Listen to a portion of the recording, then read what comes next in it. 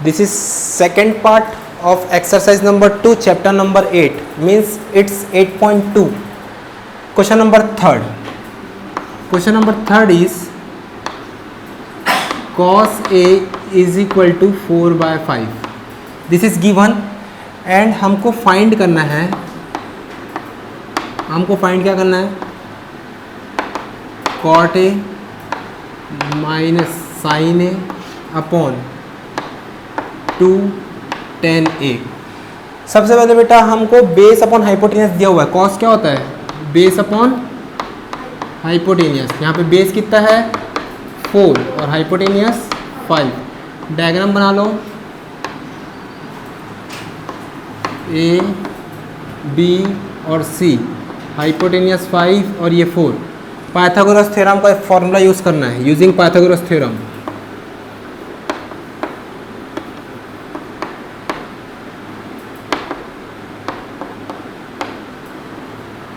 Using Pythagoras theorem क्या होता है, हाइपोटेनियस का square is equal to perpendicular का स्क्वायर प्लस बेस का स्क्वायर। हमको बेस फाइंड करना है। 5 square is equal to 4 square. कल भी ये क्वेश्चन बनाए थे ऐसे ही। 25 इज इक्वल टू 16, 25 माइनस 16 ये हो जाएगा 9।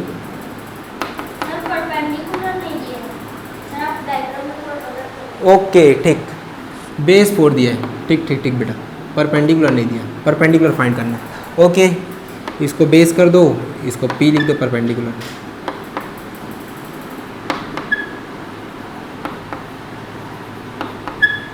तो P square is equal to कितना हो जाएगा बेटा, 3 स्क्वायर हो जाएगा, स्क्वायर स्क्वायर कैंसिल, तो पी का वैल्यू कितना आ जाएगा 3। यहाँ तक समझ आया। पी हमको फाइंड करना है, फॉर्मूला यूज़ कर लिए और पी का वैल्यू कितना हो गया 3। अब देखिए हमको जो फाइंड करना है वो क्या फाइंड करना है बेटा, cot A minus sine A, इसको एक बार लिख लेना 2 tan A। cot A क्या होता है बेटा, base upon perpendicular minus sine A क्या होता है, यहाँ पे A लिखना पड़ेगा डायग्राम, ये A लिखना है, यहाँ से लिखना, ये एंगल A है ना, ये एंगल A है। तो cot क्या होता है, बेस अपॉन परपेंडिकुलर, और साइन क्या होता है, परपेंडिकुलर अपॉन हाइपोटेनियस, और tan क्या होता है बेटा, परपेंडिकुलर अपॉन बेस। कल बताया था मैंने आपको बेस और हाइपोटेनियस गिवन रहेगा। रजत हमको बेटा पाइथागोरस थ्योरम यूज़ करके P का वैल्यू, एक अननोन रहता है इन तीनों डायग्राम में, देखो ये 2 नोन है और एक अननोन है, एक अननोन को हमने फाइंड कर लिया। एक अननोन के वैल्यू, अब देखो हमको ये फाइंड करना है cot A minus sine A upon 2 tan A। cot का फॉर्मूला पुट कर दो, बेस अपॉन परपेंडिकुलर, साइन क्या होता है परपेंडिकुलर अपॉन हाइपोटेनियस, और tan क्या होता है परपेंडिकुलर अपॉन बेस। ठीक है, अब पुट कर दो वैल्यू। बेस का वैल्यू कितना है बेटा 4 बाय परपेंडिकुलर का वैल्यू हम लोग फाइंड करें 3 अपॉन 5, 2 इंटू परपेंडिकुलर का वैल्यू 3 अपॉन बेस का वैल्यू 4। ठीक है, ऊपर बेटा फ्रैक्शन में, तो ऊपर का एलसीएम लेंगे हम लोग, ऊपर के नंबर को। ठीक है, इधर एलसीएम ले रहा हूँ, 3 और 5 का एलसीएम कितना हो जाएगा 15। 3 और 5 का एलसीएम, इसको 5 से मल्टीप्लाई करो, ऊपर ही 5 से, तो कितना हो जाएगा 20 माइनस 3 से और 3 से, ये हो जाएगा 9 अपॉन 2 3 6 अपॉन 4। ठीक है, 20 माइनस 9 कितना होगा 11/15 अपॉन 6/4। ये आप सबको पता है, जो नीचे का डिनोमिनेटर ऊपर मल्टीप्लाई होगा और ये इधर मल्टीप्लाई होगा। तो 11 इंटू 4 कितना हो जाएगा बेटा 44। 15 इंटू 6 कितना हो जाएगा 15 6 90। ये 2 के टेबल से कैंसिल होगा, 22 और ये 45। तो आंसर क्या आएगा 22 अपॉन 45। ये आपका फाइनल आंसर है।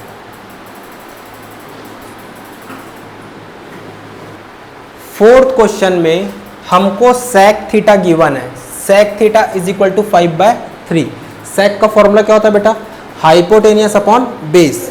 तो हाइपोटेनियस कितना दिया हुआ है 5 और बेस कितना दिया हुआ है हमको 3। और मैं बताया था हमेशा एक अननोन रहेगा जो आपको नहीं पता रहेगा, उसको आप कैसे फाइंड करोगे, यूजिंग पाइथागोरस थ्योरम। ये सबको याद है, एच स्क्वायर।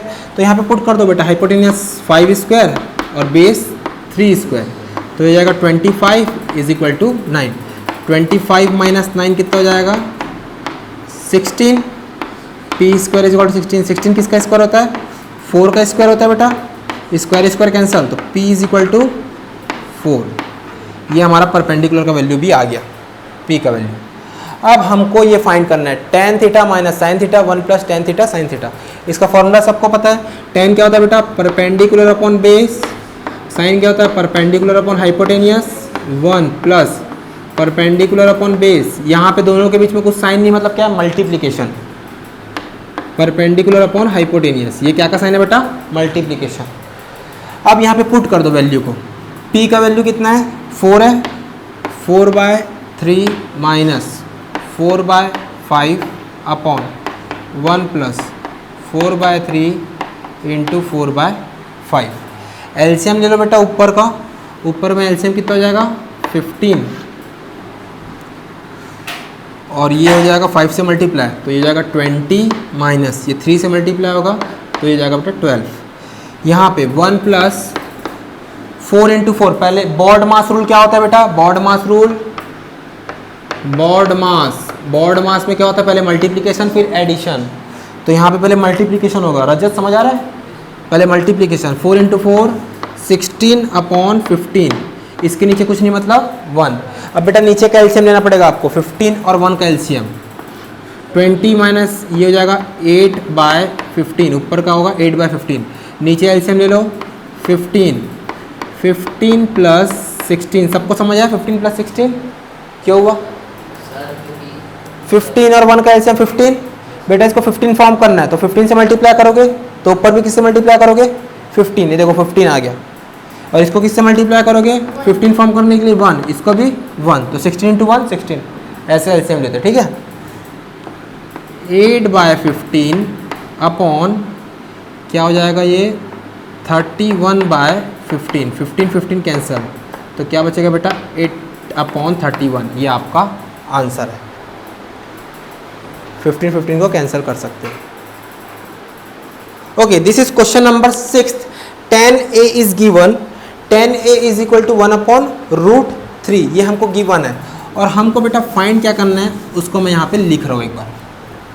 देखिए हमको फाइंड करना है sin A cos B plus cos A sin B, ठीक बेटा, ये हमको फाइंड करना है। अब tan A बताइए, इसके लिए क्या होगा परपेंडिकुलर अपॉन बेस, और एंगल A कौन सा बेटा ये एंगल A है, इसके लिए परपेंडिकुलर अपॉन बेस। यहाँ पे एंगल A दिया है तो हमको ये वाला डायग्राम देखना है एंगल A, और एंगल B के लिए ये डायग्राम देखना है, ठीक है।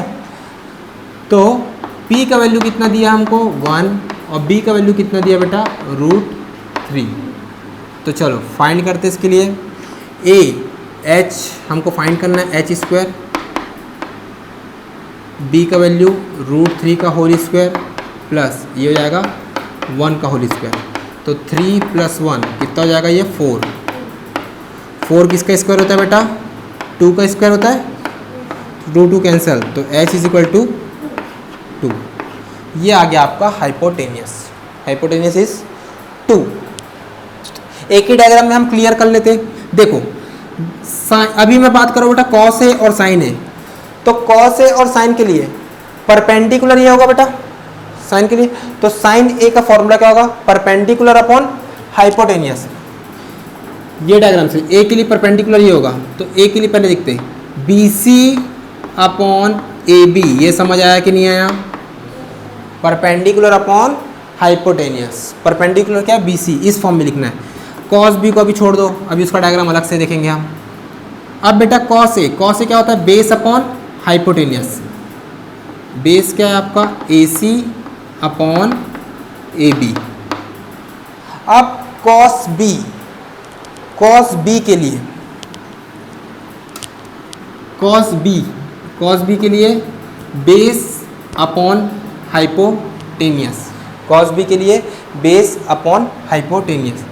तो बेस क्या है बेटा BC अपॉन AB, हाइपोटेनियस तो सेम रहेगा, और साइन साइन बी के लिए क्या हो जाएगा, परपेंडिकुलर अपॉन हाइपोटेनियस। परपेंडिकुलर क्या है बेटा, A C upon sorry A B, A C upon A B.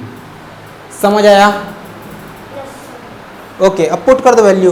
B C का वैल्यू कितना है बेटा, बी सी मतलब परपेंडिकुलर, यहाँ पे लिख देता हूँ। बी सी का वैल्यू, परपेंडिकुलर का वैल्यू 1 है, और एच का वैल्यू कितना है 2 है, और बेस का वैल्यू √3 है। चलो पुट करते जाते। बी सी का वैल्यू 1/2 इंटू 1/2 प्लस ए सी का वैल्यू √3/2 और ये √3/2। 1 इंटू 1 कितना हो जाएगा 1, 2 इंटू 2 4, √3 इंटू √3 का होल स्क्वायर, 2 इंटू 2 4। अब बेटा 1/4 √3 का होल स्क्वायर मतलब 3 बचेगा अपॉन 4। नीचे में सेम नंबर है तो एलसीएम क्या होगा, सेम होगा।